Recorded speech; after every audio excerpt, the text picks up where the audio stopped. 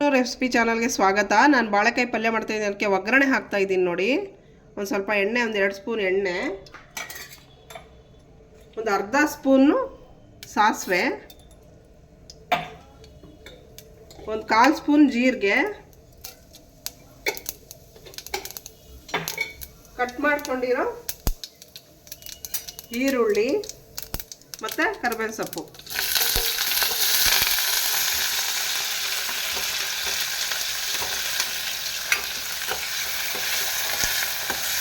ಬಾಳೆಕಾಯಿನೂ ತೊಳೆದು ಕ್ಲೀನಾಗಿ ಕಟ್ ಮಾಡಿ ಇಟ್ಕೊಂಡಿದ್ದೀನಿ. ಅದನ್ನು ಈಗ ಸೇರಿಸ್ತೀನಿ. ತುಂಬ ರುಚಿಯಾಗಿರ್ತದೆ ಫ್ರೆಂಡ್ಸ್ ಈ ಪಲ್ಯ.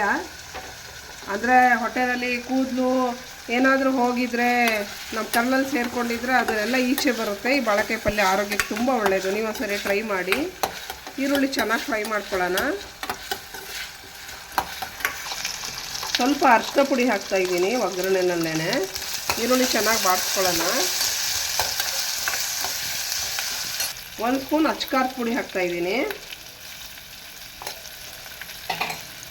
ಮತ್ತು ಇದನ್ನು ಒಗ್ಗರಣೆನಲ್ಲಿ ಚೆನ್ನಾಗಿ ಇದು ಮಾಡ್ಕೊಳ್ಳೋಣ.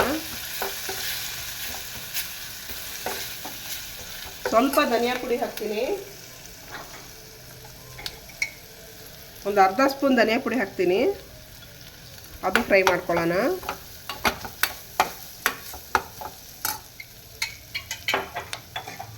ನೆಕ್ಸ್ಟು ಕಟ್ ಮಾಡ್ಕೊಂಡಿರೋ ಬಾಳೆಕಾಯಿ ಇದೆಯಲ್ಲ, ಅದನ್ನ ಸೇರಿಸ್ಕೊಳ್ಳೋಣ.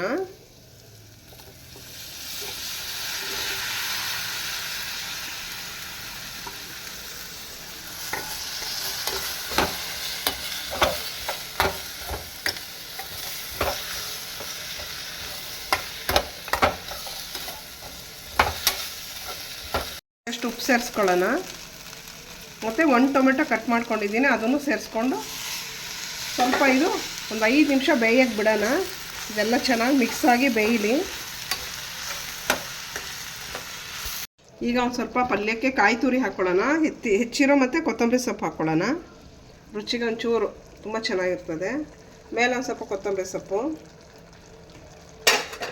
1 ಸ್ಪೂನಷ್ಟು ಹುಚ್ಚೆಳ್ಳು ಹುರಿದ್ಬಿಟ್ಟು ಪುಡಿ ಮಾಡಿದ್ದೀವಿ.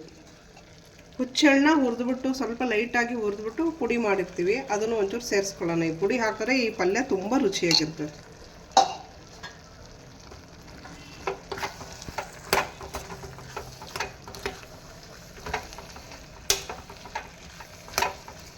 ಬಾಳೆಕಾಯಿ ಪಲ್ಯ ರೆಡಿ ಆಗಿದೆ. ಈಗ ಪ್ಲೇಟಿಂಗ್ ಮಾಡ್ತೀನಿ. ತುಂಬ ರುಚಿಯಾಗಿರ್ತದೆ. ನೀವು ಒಂದ್ಸರಿ ಟ್ರೈ ಮಾಡಿ. ನನ್ನ ಚಾನಲ್ನ ಲೈಕ್ ಮಾಡಿ. ಈ ಅಡುಗೆ ಇಷ್ಟ ಆಗಿದರೆ ಫ್ರೆಂಡ್ಸ್ಗೆಲ್ಲ ಶೇರ್ ಮಾಡಿ. ಸಬ್ಸ್ಕ್ರೈಬ್ ಮಾಡ್ಕೊಳ್ಳಿ ಫ್ರೆಂಡ್ಸ್. Thank you.